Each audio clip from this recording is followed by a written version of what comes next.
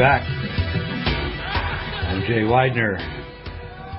We're listening to the drum beats of Zakir Hussain and Mickey Hart. Great album, by the way. Great all-percussion album that Mickey Hart produced with Zakir Hussain about 15 years ago or so now. It's a great album.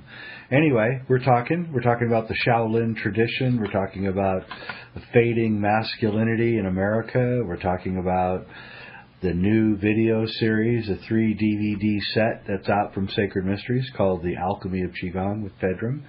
And so, Pedram, what do you think about people who are having trouble with their sons and maybe sending them off for a little martial arts training or a little Qigong or something like that? Look, I was a monkey as a kid. If it weren't for the martial arts, God knows where I'd be right now. So, these systems, and I'll digress for a moment and get into the history of Indian yoga. Traditional Indian yoga was what the young men did, while the women went into traditional, like classical Indian dance. And so now you go into a yoga studio and it's 85% women who are doing these types of exercises. But I mean, look at these postures: Warrior 1, Warrior 2, all of these things. And a lot of this chaturanga and a lot of the movement-oriented stuff was adapted in the 1800s with British calisthenics to basically set up an exercise program. But the system of Qigong, the system of yoga in general, was designed to help young men originally channel their libidinal energy, to channel their lingam energy into a system that would help them evolve their consciousness, because the primitive drive of the lower centers needs to kind of be purified and brought up, not to be avoided, but to be transmuted, so you could understand the nature of all things within your body. And, if you don't train in these types of systems, what happens is you become really mentally abstract, and then a lot of the activity that I see in people who don't have these types of backgrounds, so to speak, is based on fundamental insecurities, if we're talking about men here, about their masculinity. Mm-hmm. And so they just didn't find it. They didn't train it. Now, does it mean that you're 45 years old, you didn't have a martial arts training, you're screwed? Absolutely not. It means start now. It means find it at any given point so that you can really develop the warrior from within. And now we're not talking about an axe-wielding, beret-wearing revolutionary. We're talking about someone who could conquer their own fears, conquer their own inhibitions, and really become a man in his own body. Does this apply to women as well? Absolutely. Now, there's different ways of channeling the energy, and the woman's energy runs differently. But to stay on point with what you had asked, absolutely. If my kids are all doing martial arts, again, not because I want them to be bruisers in school, but because I want them to be able to face their own perceptions of their limitations. Right? To be able to wake up to their potential means to be able to understand. Now, the literal translation of Kung Fu, Jay, Kung Fu means hard work.